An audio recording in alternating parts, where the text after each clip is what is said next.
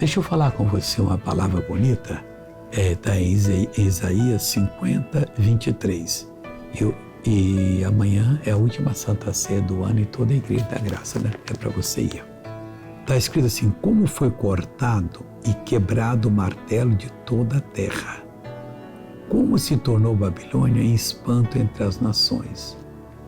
Israel era o martelo, mas não soube usar o poder que tinha de bater na rocha e destruí-la completamente. Ofendeu a Deus, foi para o cativeiro. Volte para o Senhor, pare de ofendê-lo. Todo pecado é feito contra a santidade, toda mentira é contra a verdade. Jesus é a santidade e a verdade. Oremos, Pai, clamamos e abençoamos esse povo. Vou mandar todo o mal embora agora.